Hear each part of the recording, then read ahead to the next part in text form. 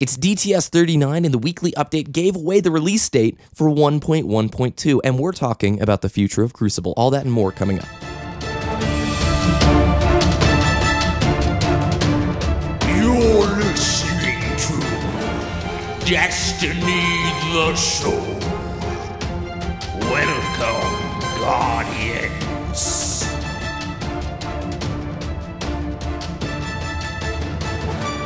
What's up, everybody? My name is BBK Dragoon. Joining me as always is Ditty. How was your week?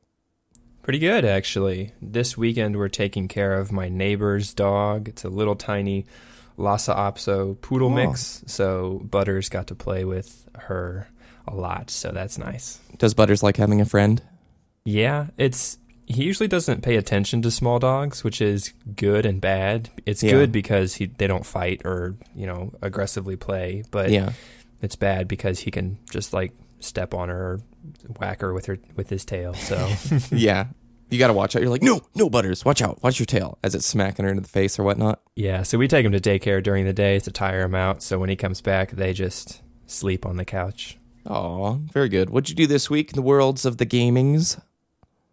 More League than Destiny, I'll be honest, because Xur this week was nothing I wanted, and the Nightfalls didn't really give me anything that I wanted, so oh well. What did you get from the Nightfalls? Let's see. Was this week the week I put out that... Was it the Nexus? Yeah. So I put out that Nexus highlights video, so I got a Skull of Dire Ahamkara on my Warlock, which I already had, and it was a worse roll than the one I had, and then I got Strange Coins, and then I got Red Hand, which is a mediocre roll. Yeah. Well, I didn't do it this week. The last 2 weeks I've actually skipped the Nightfall and just done PvP stuff, so that's all I'm doing on Destiny actually right now is tons of PvP. I mean, I've hit the Crucible mark limit 2 weeks in a row now, and I'll probably hit it again this next week. Yeah, I've been taking a break from PvP since that Iron Banner. Iron Banner. Yeah, I knew it. I will say this, the more I'm playing, the more comfortable it's getting. I'm really learning spawns, playing a lot more Clash. Control kind of starts to bug me after a long session. If I'm not with teammates, it is so surprising how many people just don't play the objective. Yeah. And at least in Clash, you can go and play Team Slayer and everybody just slays. So you don't everybody have to worry knows about what to do in Team Slayer games, but not everybody knows what to do in objective games. I totally understand that. Yep. I've been on an FPS binge. I've been playing the Master Chief Collection. Only Halo 2 Anniversary, mind you. I'm not even bothering with the Team Slayer playlist anymore because everybody quits. Everybody quits. And at least with Halo 2 Anniversary, since it is a ranked playlist, less people quit. And I got up to rank 14 this week from rank 1 or whatever. So I think over the next month, I may try and get up into the 40s. I'm not saying I'm going for my 50 because I don't know what it's like at that upper end if I'll ever find a match, but I'm already playing rank 40 and 45 people, so the ranking system works great with all 30 people playing the game, so yuck. All right, let's get into the news. Man, you left me hanging. No, I'm sorry. It's all good.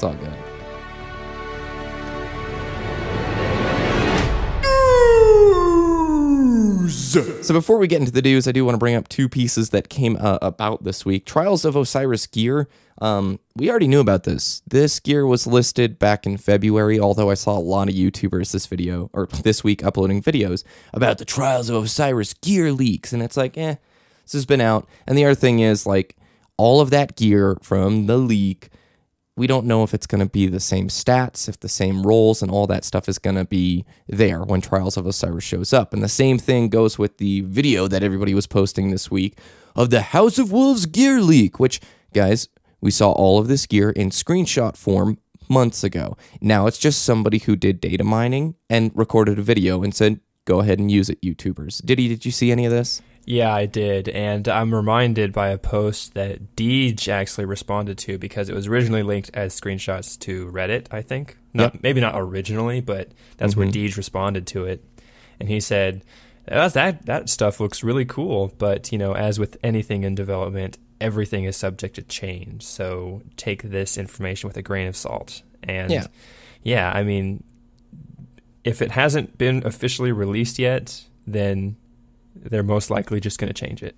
Yeah, we saw that with previous gear. That's why we're not going to talk about stats or any of that stuff, because we have learned it's cool to look at the aesthetic of the gear. I mean, we've used a lot of the screenshots for the YouTube still image for like the thumbnail because it looks great. It's good looking gear, but we're not going to talk about the stats, man. I'm surprised how many people are like, look at this. This is what's going to be. And it's like, no. They're probably going to be changing that stuff. All right, moving on. Bungie Weekly Update came out this week, and it's more focused on the PvE side of things. I think the overlooked portion of this update was the fact that we were told this is going to happen in a couple of weeks. At the end of the update, it says these changes will arrive in a couple of weeks. That's 2 weeks. So 2 weeks from the previous Thursday would bring it to somewhere in mid-April. Is that correct, Ditty? Yeah, April 16th-ish is when the 2 weeks hits. Might be the 14th because it's usually Tuesdays that we get these large-scale updates. That is true, yes. Yep. So today's update, or at least this week, was about PvE stuff. Strikes, raids, and that's really about it. So I'm going to quote here. We've said many times, this is from Deej, we've said many times that Destiny is never finished. We'll keep updating it, polishing it, revising it, and pushing its boundaries until you pry it from our cold dead.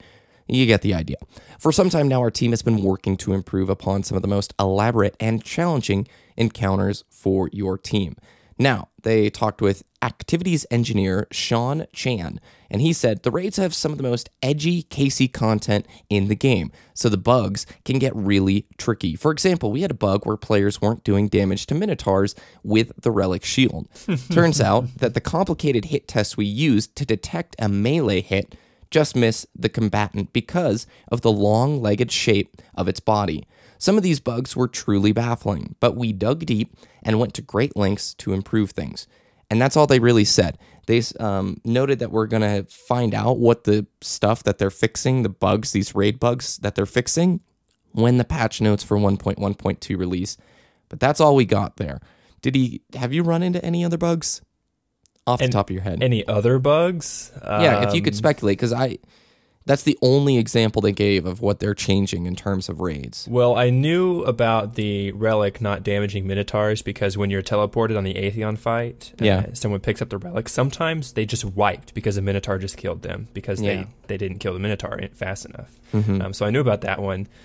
Other raid glitch tweaks that I can think of is sometimes Crota just says no to a rocket hit. Like you'll fire 2 rockets from your Gjallarhorn on normal mode Crota, and that should down him, but the second rocket just disappears. Like the blast comes out, the damage doesn't happen. And Crota's just standing there and he's like, "Oh, you're a sword bearer. I'm going to kill you." There's buggy stuff with that rocket portion of the fight, man. Yeah, it's making me think that it's something similar to the hit detection that the Relic Shield has with Minotaurs. It's just something weird, and a lot of people are having issues with the Crota fight specifically because it's just buggy. So just making that experience smoother is definitely something I would look forward to. Yeah. Now, they're doing some strike changes as well, and these are kind of minor. I got a little bit excited when they talked about strike stuff and then read it, and I was like, okay, that's okay. But I'm going to quote here from production engineer Brenton Woodrow. We addressed this by reducing the strength for several of the major combatants, and he is referring to the strikes that people played the least, the longest strikes in the game, which are the Cerberus Vey 3 strike, which is the one where you fight Valis Tariq on Mars, and what is, oh my gosh, I'm blanking, the PlayStation 4 exclusive one. Dust Palace, right? Dust Palace, yeah. Yeah, those two are like the least completed and the longest. So back to the quote. We also felt that the bosses themselves could use some tweaking. We reduced Valis Tariq's health by 1/3 and reduced the Scion Flayer shields by about 15%. We locked these changes after several playtests with the designers and feel that they bring these encounters in line with the rest of the strikes. Now, they just basically made Valis Tariq a little bit weaker and reduced his health by 1/3. And the Scion Flayers, Ditty, you've played the Dust Palace strike. It's 3 bosses. They each have shields that are Arc, Void, and Flame Shield, correct? Solar, yes. Solar, yeah.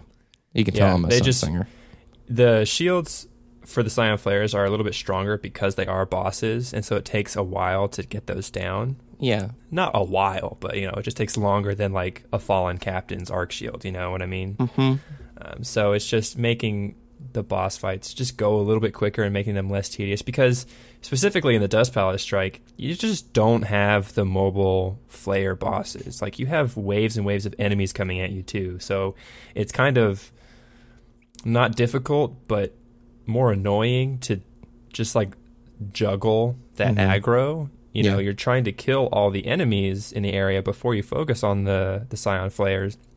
But then, you know, by the time you get their shield down, the next wave of enemies has spawned and they're shooting at you too. So it's just a little bit more annoying to focus down those bosses. Well, that's cool. I'm not going to comment here. I think it's a little bit underwhelming, but patch 1.1.2 is already looking to be the biggest patch we've ever had since Destiny's launch, or at least in terms of the amount of features that are coming. Vault Space, the visual UI changes, and now the Strike and Raids fixes.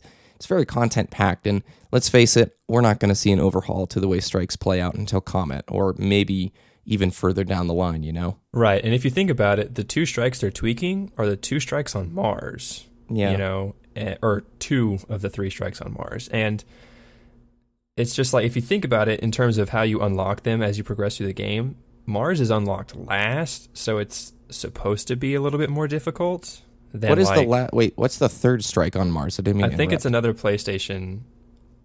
You guys have 2? I think. I think it's just Dust Palace. And No. It's the one on the Street. Black Garden. Yeah, it's the one with the other. You guys have Nexus another one? Yeah. Oh my gosh. Yeah, it's the Nexus style boss with the 3 shields. Oh, see, I don't even know what this black magic is. I'm an Xbox peasant. I'll look it up. I'll look up the name. All right, you do that. You do that, because my mind is blown right now. I'm just a little bit salty over here on the Microsoft side of the camp. Wow. Anyway, Bungie is implementing temporary bans for idle players. This I'm really excited about. And these temporary bans will bar matchmaking activities for people who go idle in Strikes and in PvP. And I have run into this in Strikes, especially the heroic weekly strike, multiple times. And it's really frustrating, because what they'll do is they'll either have like some sort of rubber band on their controller that makes them walk around or just fire. I've had it where basically the guy walks into a wall and shoots the floor every once in a while. So the game probably doesn't think he's AFK. He's allowed to stay in. He gets his rewards. And if it's the heroic and you're pretty far into it, and it's like, come on, man, that's so frustrating. I've seen the same thing in Crucible.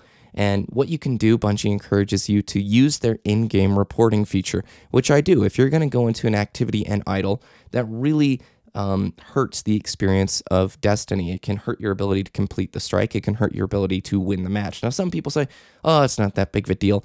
But without punishments, without banning these people, the activity of idling is only going to grow. They did note that you don't really have to worry if you put the controller down to go grab a pizza or whatever. This is something for repeat users, and their system I'm going to trust is pretty good. They also say permanent bans are going to be implemented down the road if you're a repeat offender of this. So they're taking it seriously, and that's something that I like. Did you come up with the name of that strike? The Undying Mind. Oh my gosh. Yeah, that's the one in the Black Garden, and that's when you do the Black Garden mission backwards, basically. Is it fun? Yeah, it's a little bit on the longer side, but, you know, it's pretty fun. That's cool. I want that PvP map from the PS4. It's like it's from the Exodus Blue. Is that where it's like rocket yards kind of? Yeah, Exodus Blue. I think that would be a fun I like map. that map. That's a good map. I can't wait till Xbox has it. Soon, September, I think, is when we finally get the Monte Carlo and that other exclusive gear. So supposedly, yeah, maybe around Comet time. So we have 2 PvP guides that came out this week. The first I want to bring up is a very beginner guide. So if you're a new listener or new player to Destiny, I would highly encourage you check this out. It's called Ad Gladium. It's on Destiny Tracker, and it's written by user Damyon. And it just explains the basics of the classes, the weapons, and the ground level mechanics of how PvP works. It's worth checking out. It's on Destiny Tracker. You can find the link for it on our site, destinytheshow.com. And you can find all the links from the news pieces today there. Now, Ditty, we also have our friend Ara who put out a guide. What is this about? This is more specifically about map control and the control playlist specifically, and how that can change throughout the match depending on if there's heavy ammo, depending on what spawn you're using, depending on what map you are on. So this one's Map Control and You, a Destiny PvP guide by Aura Soldier 313 on Bungie.net, and I think it's a really good read. He's really good at control. He loves playing the Iron Banner. He loves playing PvP, and he's just a monster when you play with him. He's always at the top of the leaderboards. It's really good, in-depth read over on Bungie.net. So that'll be linked in the show notes as well. Awesome. The next piece I'm only going to touch on briefly. Fruity Alpaca on Reddit completed 500 rock strikes, and he posted the video of all of his rewards and then quantified it with stats. So I just want to read the first bar of stats. So after 500 rock strikes, 20 legendary ships dropped. He had 1,011 rare engrams drop. He only had 44 legendary engrams drop, and he had 5 exotic weapons drop out of 500 rock strikes. That's basically 1 in 100 strikes. You have like a 1% chance of getting an exotic drop from a rock strike, which I just find to be crazy. But that seems, consistent with my results. How about you, Ditty? Yeah, I would say it's consistent, and that's honestly, after looking at these numbers, it's kind of what it should be, in my opinion. Mm-hmm. Like, in terms of the exotic percentage, because exotic weapons are supposed to be that super rare thing. Yeah. And happening 1% of the time, or 1 in 100 strikes. That makes a little bit of sense to me. Maybe they could up it to 2%, but it just makes sense. Yeah. And who knows? This is only one test. If we had like 10 people and then they averaged all the numbers together, we'd probably get a little bit better. That'd be cool to do, actually. A big focus group of players who just try and figure out what the stat rolls are, or not stat rolls, but the percentage drops, like the loot tables. So Exactly. And last but not least, I want to shout out DestinyTracker.com. They've always been a big supporter of the show, and I got to actually take a peek at some of the new features they're working on. And I don't know how much I'm allowed to say. I may get in trouble for it, but I did get to see some pictures of what's in development and what is coming. And it has to do with world record leaderboards. And that's all I will say for now. I do want to mention that they have a top 5 Crucible plays series. So if you have a play in Crucible and you get this nasty clip, you should submit it to DestinyTracker.com. They have a top 5 play series. Bungie usually tweets the series out, so it's not a bad way to get exposure and show your skills off to the world. Let's hop into today's topic. Salvaged relic data is now decrypted. Out of consequence. Evening, Guardian. Earn your honor, Guardian.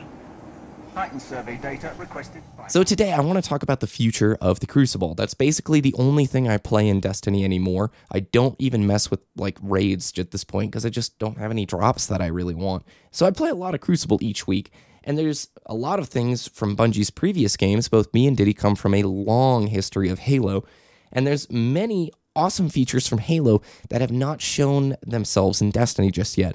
We know Bungie has the experience and the knowledge to implement these into the game, but I want to talk about a few things. Game modes that would enhance the experience of the Crucible, balance changes, new features, and what will provide long-term success for the Crucible. I want to talk about game modes right off the bat because there's a lot of game modes from Halo I would absolutely love to see in Destiny Crucible. And I just want to touch on Reach Invasion. So if you didn't play Halo Reach, there was a game mode called Invasion, where there's a defending team and an assaulting team. And there's basically 3 portions of the map, and it's divided into 3 stages. If you remember, Unreal Tournament has a game mode kind of like this as well. I think there's a few others that probably do. The attackers first have the objective of attacking the first part of the map, and if they beat that in a certain amount of time, they can progress on to the next set of the map, which features a different area layout, and you're basically assaulting 2 bases at once. So if you can finally push your way through all 3 stages of it and beat like the opposing defenders, you win the map. It's really cool because in one game, you get to play both side attacking defender, but you also get to see bigger maps and you get to push across these maps. Do you know what I'm talking about? You remember Invasion, don't you? Oh yeah, absolutely. I think Invasion was one of the most, well, not the most innovative, but it was really refreshing to see that new type of game mode. You know, it kind of like, it mixed Assault with King of the Hill, and not necessarily capture the flag, but Assault and King of the Hill. Yeah, exactly. Because you're controlling these zones and you're advancing across the battlefield to try and get to that final zone to try and just overtake the enemy and just win. I absolutely loved Invasion. I would love to see that in Destiny, absolutely. I think it would work great, too, because a lot of the big maps in Destiny, you don't get to see that often unless you're going to play... What is the vehicle playlist called? Combined Arms? Yeah. Is that on rotation? I think it's a rotational playlist. I think it's on rotation, yeah. That's a disappointment because I like the Interceptor, I like Pikes, and if you have Invasion, you have the ability to have the first section of the map be like people storming a beach, and when you get to the beach, you can hop on vehicles, and then the second portion of it is inside a building. So you get each feature and each style of gameplay, maybe close quarters mixed with vehicular stuff in the first stage versus close quarters at the end, right? It would also force you to switch equipment on the fly. You'd have to go from your sniper rifle in like the long sight line portion of the map to shotguns and other close-up things. I think it'd be really cool to see. Race was a game type from Halo where you would race around a track with other people, and we have like sparrows. Like, why would we not have race? It'd be so cool. Again, we'd have to have the ability for like a forge mode or some custom maps because currently we probably don't have any maps that would be very fun to race around. Do you think? Maybe the First moon. Light, yeah. Yeah. First, or That just could a patrol area, definitely. Why not? People love those game modes, man. I know it's on the more casual side of things, but speaking of that, Infection. Why is there no Infection style mode in the Crucible? That would be so awesome because you already have the sword, which is a good melee weapon. It's like a sword in, Halo. It's similar. It's obviously a little bit different, but a survival Infection style mode would be so cool, right? And we have the Hive. We do have the Hive. It would make so much sense if we just if one person was a guardian and then 10 other people were just Hive thralls just mobbing this dude. Yep. VIP would be a cool game mode. Capture the Flag. I am amazed Destiny does not have Capture the Flag. And maybe there's a development reason for it, but... Me too. That would be great. King of the Hill would be super fun. And Ricochet. Now, if you don't know what Ricochet is, it's basically like... Oh, man. How do you describe it? It's oddball, but you can throw the oddball. It's kind of like football. It's like oddball basketball, almost. Yeah. That's the best way to describe it. Uplink in Call of Duty Advanced Warfare is similar. There's one ball, and you want to try and get it into the opposing team's goal, which is at their side of the map. You can throw it, or you can run into it for more points. It'd be so fun, I think. And yeah, and to Bungie's credit, that's a 343 idea. It is. Ricochet would still be cool. Yes. So I do want to bring this up, even though it's not going to fit in today's topic. We all want to see a good firefight mode. I just think about it so much, and I'm like, if you've ever played Gears Horde, or if you've played even ODST Firefight, wave after wave of enemies, this game is set up for it. And I was just thinking, how cool would it be? Like Wave 3, a Fogoth with Arc Burn comes out, and he's got modifiers, and he's got Thrall spawning below. Like, it just is so set up for it. Why is it not there? So, did that cover most of the game modes? Are there any modes you would want to see, Ditty, that I didn't mention? I think you kind of glossed over it, but Juggernaut? Yeah. I just had a brilliant idea. For Juggernaut, in Destiny, you could have a static random Titan bubble appear somewhere on the map with Armor of Light. And the person who gets the most kills within that bubble would win the game. Like, you'd have to get a certain amount of Juggernaut points. You just stay inside that bubble and just see if you can win. Maybe the bubble could be a little bit bigger than a normal Defender Titan bubble. Yeah. But then you wouldn't have to have a specific person be the Juggernaut the whole time. You would have to actually get kills inside that map. Almost like an octagon, but with just a Titan bubble with Armor of Light to see who gets the kills. Yeah. I think maybe something like that. But I think Juggernaut would work really well with all of the subclasses that we have. Yeah, and maybe the Juggernaut can't use his super, but everybody else can, and they have to work together to use that super to take him down or whatnot. Yeah, exactly. Now, from a feature set perspective, a few of the things I want to see, and we know private matchmaking is coming. I bet it's coming in Comet. I doubt it's coming in House of Wolves anymore, but we do need to see the ability for custom games. I want to see a Forge or a map editor. All of these features that they innovated by putting into Halo back in the day. Now, Halo 3 brought with it Forge, and Halo 2 had custom games, but you really saw this big push forward with Halo 3 when custom games really became a big deal because of the file share and people being able to share their maps and their game types. Other than custom maps, a map editor, and private matchmaking, I don't know what else they could do to really push it forward. I know some people want to talk about a ranked playlist and all that stuff, but I don't think they need to even go there just yet. But what do you think, Ditty? What features I think they need to add in the private matches and the Forge mode, because not only allowing those players those tools just to play with them, but also for Bungie to see what the community is doing, because whatever you do on Destiny, Bungie can see it. And so Bungie can see, oh, this feature in Forge is used the most to make this game type, and a lot of people are playing this game type. They're remaking this game type. They're remaking this map over and over and over again. Let's see if we can make that into a match-made official playlist. Activity. That's what they did with Griffball in and Halo Infection 3. and Zombie. Like And Zombies Infection was a Halo 2 was custom Halo game. 2, exactly. Yep. What's that map that it was always played on? It was the 4-player, or it's the map that's a big circle and it's got 4 rooms. And if you guys don't know, back in Halo 2 in the days when you get invited to a custom game and you would play Zombies, it was an honor code system. Since they didn't have the tools for when you get killed by a zombie to switch to the other team, you manually, when you got killed by a zombie, had to hit start and change teams. It was like this really cool honor code, and it was one of the coolest game types ever, man. And then Bungie implemented all those tools into the next Halo game. Yes. Like, that's what would really help Destiny PvP grow, or like any Destiny side community. There would be a huge Forge community coming over into Destiny, because the Destiny landscape, oh my gosh, think of the color palettes. You could have Mars, Venus, the Moon, and Earth, and the Reef coming up.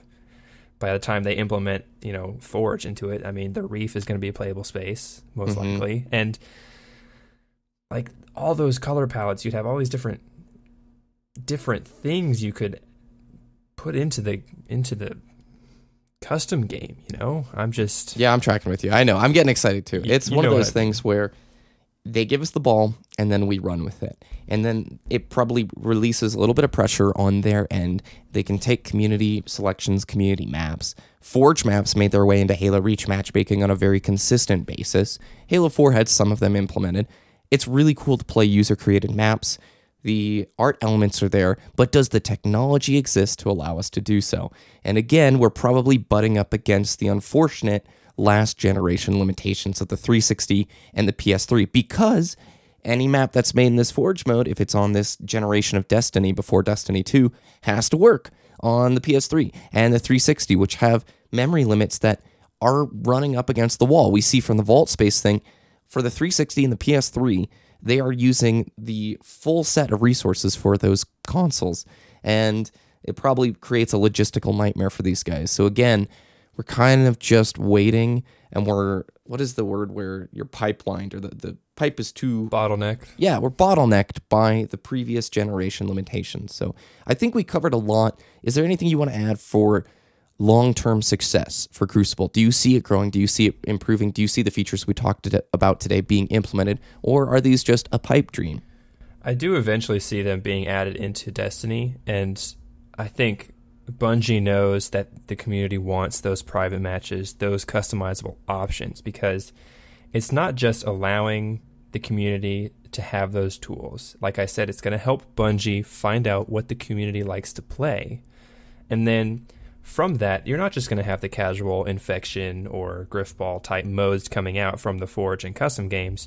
You're also going to have the hardcore MLG stripped down to the basics Destiny type playlists coming out of that Forge mode, out of those custom lobbies. And Bungie can see, oh, that's what people want by competitive, and then maybe they can implement a ranking system with those settings. It's just having that customizable option. It's like, if you open up that bubble to the community, that is however many millions of Destiny players helping Bungie develop their game. And, Bungie is just a game development studio of a couple hundred, maybe even 1,000 people developing a single game. But if you have 1 million people helping you develop your game, that's a lot more efficient. Yeah, I wonder how big Bungie is now. Sometimes those studios don't reveal a lot of those stats. Like, I know Blizzard Entertainment, it's huge, and they don't tell a lot of like how big this department is or how many folks are allocated to which game and whatnot. So be interesting to see. All right, awesome. That's a great topic. I want to hop in today's It Came from Twitter because we're bumping up against 30 minutes. We have a few emails from our destinytheshow@gmail.com account that we're going to read on next week's show. So if you sent an email, we haven't been ignoring it. We just want to get to those and give it the time they deserve. So let's get to It Came from Twitter! First up, at Red5 standing by sent us a picture of Luke Skywalker assaulting the Death Star. So we said the name right last week, did he? Oh, yes. Is that Luke Skywalker? Oh, that's Luke. Is it? Okay. I haven't seen the first Star Wars in so long. Apologies. It's okay. You probably need to brush up before this Christmas and the next one comes out. That's true. I'm a Star Wars noob right now. Sorry, guys. At Andrew E. Bush asks us, do you think that Comet will be available on last-gen systems? Why or why not? I already know Ditty's answer. Go for it. Yes, because they're already developing it, and they can't really change it. If they're going to ditch last gen, it's definitely going to be Destiny 2. Yep, 100% agree. At Louis J, finally 100% on Destiny the game. Until they add true skill, I'll happily take a long break. And he's got 3 level 32 characters, Hunter, Warlock, and Titan. So good job, Rippin. Man, that is a huge accomplishment. Ditty, do you have all 32 now? No, I still need like 40-something Radiant Shards. Yep. Oh, the grind. At KTrain 9001, what do you think of being able to change the damage type for exotic weapons and raid weapons? Ooh, that's a good question. Ditty? No for exotic weapons. Maybe raid weapons, but not for exotic, because you linked a void damage Gjallarhorn, and like that would be amazing, but everybody would have a arc, solar, and void Gjallarhorn for every single Nightfall burn, and it would make PvE too easy. It would severely limit the variety that people use weapons in the Nightfall activities and PvE in general. I think I would agree 100%. I don't think exotics. Legendaries for sure. Hey, everybody, we have a bounty this week. They're coming back. Yay! The weekly bounty. And this week, we're going to keep it PvP themed, since that's what we talked about on today's show. Send us a picture to @DestinyTheShow on Twitter of you getting an awesome reward from the Crucible. We know it doesn't happen often, but if it does, we want a picture of that legendary drop. Or if you get burned and somebody at the bottom of the leaderboard gets that Gjallarhorn, we want to see it. Send it to @DestinyTheShow on Twitter with a picture, and we will talk about it next week. So that's just about it, I think, for Destiny the Show 39. We're getting pretty close to the 1-year mark of this show. We've already passed 200,000 listens in under a year between our iTunes and YouTube. Thank you all so much. We're just getting bigger, and we're just getting started. Ditty, where can people find your content? Twitter.com/DittyDTS, DITTYDTS, and YouTube.com/Wooshnes, WOOOSHNESS. Excellent. You can follow us at Destiny the Show on Twitter, destinytheshow.com for all of the links from today and more. You can go to destinytheshow@gmail.com and email us there. We don't check it very often, so just know that. Twitch.tv/DestinyTheShow. And Ditty, we're talking some streaming ideas here pretty soon. Is that right? That's correct. Excellent. With House of Wolves approaching, I rub my hands together in dubious contemplation. You can follow me. We might even stream the arena raid blind down that Twitch channel with some clanmates. Yes, with some high level people, those Aussies, because they're probably all coming back. Our whole group is going to come back when House of Wolves launches. Jeez. You can follow me at BBK Dragoon on Twitter and youtube.com/BBK Dragoon. Thanks for listening again. Have an excellent week, and we will see you guys next time.